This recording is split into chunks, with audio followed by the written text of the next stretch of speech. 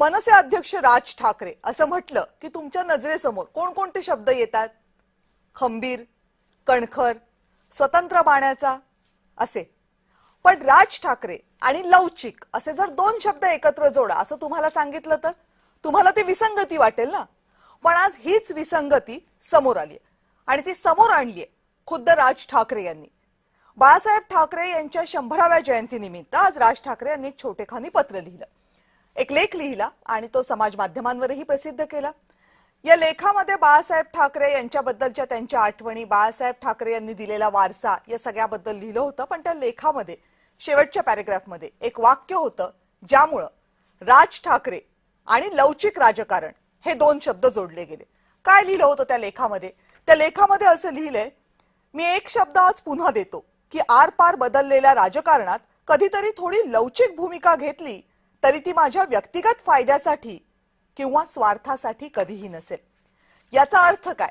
याचा अर्थ असा आहे का की राज ठाकरे यांचं राजकारण येत्या काही दिवसांमध्ये बदलणार आहे, त्यांच्या राजकीय भूमिका येत्या काही दिवसांमध्ये बदलणार आहेत? खरं तर तब्बल 20 वर्षांनंतर मुंबई महानगरपालिकेच्या निवडणुकीच्या 4-5 महिने अगोदर दोन्ही ठाकरे बंधू एकत्र आले. ते एकत्र येणार, एकत्र निवडणुका लढणार अशा चर्चा सुरू झाल्या. पण या चर्चा अधिकृतरित्या जाहीर करायला राज ठाकरे आणि उद्धव ठाकरे यांनी निवडणुका जाहीर होण्याची, जागा वाटप पूर्ण होण्याची वाट बघितली. शेवटी दोघे भाऊ निवडणुकांना एकत्रितपणे सामोरे गेले. या निवडणुकांमध्ये दोन्ही भावांना अपेक्षित असं यश मिळालं नाही आणि निवडणुका झाल्यानंतर जवळपास 8 दिवसांनी दोघेही पुन्हा एकदा व्यासपीठावर एकत्र आले आणि ते बाळासाहेबांच्या 100व्या जयंतीच्या निमित्तानं. पण त्यावेळेस सुद्धा या लवचिक राजकारणाचा नेमका अर्थ काय याचा अर्थबोध राज ठाकरे करतील अशी अपेक्षा होती. पण राज ठाकरे व्यासपीठावर आले, त्यांनी आपलं भाषण पूर्ण केलं आणि मला एका कार्यक्रमाला जायचंय असं म्हणून उद्धव ठाकरे यांचं भाषण पूर्ण होण्यापूर्वीच ते कार्यक्रमातून निघून गेले. त्यामुळे राज ठाकरे यांच्या या लवचिक भूमिकांचे अनेक अर्थ लावले जात आहेत. जसे ते सर्वसामान्य लोकांकडून लावले जात आहेत तसेच ते राजकीय पक्षांकडूनही लावले जातात. भाजपनं राज ठाकरे यांच्या लवचिक भूमिकेचा सोयीचा अर्थ घेतलेला आहे आणि महायुतीमध्ये त्यांचं स्वागतच असेल, ते महायुतीचा भाग असतील वगैरे वगैरे म्हटलं. दुसरीकडे शिवसेना, उद्धव बाळासाहेब ठाकरे गटानं याबाबत अत्यंत सावध भूमिका घेतलेली आहे. त्यांची वाक्य तोलून मापून आली होती. तर एकनाथ शिंदेंनी सुद्धा राज ठाकरे यांच्या या भूमिकेचं अगदी साध्या शब्दांमध्ये पण स्वागतच केलं. त्यामुळे राज ठाकरे यांची पुढची भूमिका काय असणार? 2029च्या निवडणुका जेव्हा महाराष्ट्रात होतील तेव्हा पुन्हा एकदा ठाकरे बंधूंची युती अशीच अबाधित राहील की नाही याबाबत सुद्धा शंका आणि प्रश्नचिन्ह उपस्थित केले जाऊ लागलेत. या सगळ्याबद्दल आज बोलायचे आणि त्यासाठी माझ्यासोबत गेस्टही असणार आहेत. पण त्या अगोदर राज ठाकरे यांच्या वक्तव्याचा आढावा घेणारा हा रिपोर्ट बघूयात.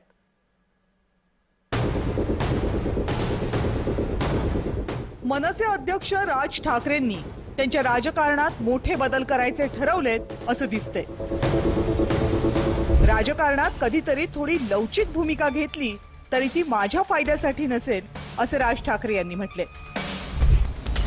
बाळासाहेब ठाकरेंच्या 100व्या जन्मदिनानिमित्तानं राज ठाकरे यांनी एक पोस्ट लिहिली आहे. त्यामध्ये त्यांनी बदललेल्या भूमिकेचं सूतोवाच केलंय. राजकारणात कधीतरी बाळासाहेबांना पण लवचिक भूमिका घ्यावी लागली. हेच संस्कार आमच्यावर आहेत. मी आज पुन्हा शब्द देतो, बदललेल्या राजकारणात कधीतरी थोडी लवचिक भूमिका घेतली तरी ती कधीही माझ्या व्यक्तिगत फायद्यासाठी किंवा स्वार्थासाठी नसेल. त्यामुळं बाळासाहेब आणि मराठी या दोन शब्दांवरची माझी आणि माझ्या महाराष्ट्र सैनिकांची श्रद्धा आणि प्रेम तसूभरही कमी होणार नाही. राज ठाकरे यांच्या दृष्टीनं हा अत्यंत मोठा बदल आहे. 20 वर्षात मनसेला निवडणुकांमध्ये फारसं यश मिळालेलं नसलं तरीही आपण कधीच कुणाशी युती करून तडजोड केली नाही असं राज ठाकरे अभिमानानं सांगायचे.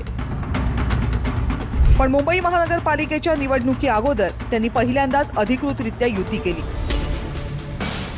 राज यांचे चुलत बंधू उद्धव ठाकरेंसोबत राज यांनी युतीचा करार केला. निकालानंतर कल्याण डोंबिवली महानगरपालिकेमध्ये मनसेनं शिंदेंच्या शिवसेनेला पाठिंबा दिला.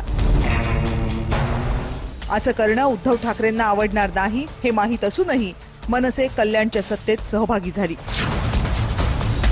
राजकारणात कधीतरी सत्ता मिळवावी लागते, त्याशिवाय आपल्याला हवा तसा विकास करता येत नाही आणि पक्षही वाढवता येत नाही हे सत्य राज ठाकरेंनी मान्य केलेलं दिसतंय.